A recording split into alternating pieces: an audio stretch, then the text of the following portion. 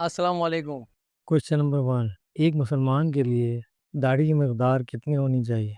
वजाहत करें। इस्लामिक फ़िक़्ह की रोशनी में असल हुक्म ये है कि दाढ़ी को कबूल शुदा शकाल में रखा जाए और उससे कम अज़ कम एक मुश्त फिस्ट के बराबर लंबी किया जाए। नबी सल्लल्लाहु अलैहि वसल्लम ने खुद दाढ़ी को एक मुश्त तक रखा और इससे ज़्यादा को ट्रिम किया।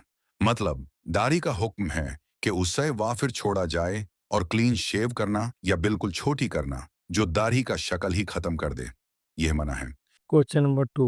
क्या बगैर दाढ़ी वाले इमाम के पीछे नमाज हो जाती है? नमाज की सहीहियत इमाम की दाढ़ी पर डिपेंड नहीं करती, बल्कि अकीदा और अरकान नमाज पर डिपेंड करती है।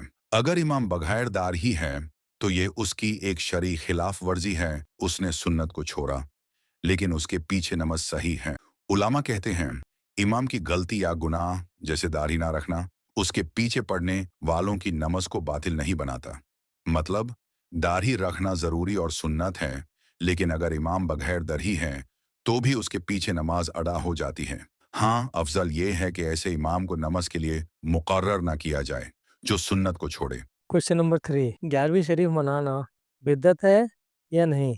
इसको समझने के लिए उलामा के दो मुख्तलिफ नुक्ता नज़र हैं। एक, जो उलामा 11वीं शरीफ को बिदात कहते हैं, उनका कहना है कि नबी सल्लल्लाहु अलैहि वसल्लम, सहाबा और तबीईन के दौर में 11वीं शरीफ जैसा कोई ख़ास अमल, मजलिस या खाना खिलाना मुकर्रर तरीके से नहीं होता था। इबादत या दीन के काम में नई शक्ल इख्तियार करना बिदात है। अगर किसी चीज़ को दीन का हिस्सा समझ कर किया जाए जो नबी सल्लल्लाहु अलैहि वसल्लम और सहाबा से साबित ना हो, तो वो बिदअत कहलाता है, जो उलमा इसको जायज़ कहते हैं। उनका कहना है कि असल में 11वीं शरीफ सिर्फ इसाल सवाब की एक सूरत है, जिसमें कुरान की तिलावत, दुरूद और खाना खिलाकर सवाब मरहूमीन, खास तौर पे हज़रत अब्दुल कादिर जिलानी रहमतुल्लाह अलैह को पहुंचाया जाता है।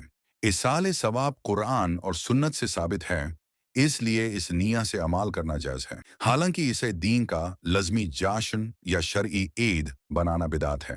अगर 11वीं शरीफ को एक ज़बरदस्ती का दीन का हिस्सा समझकर मनाया जाए, तो बिदात है।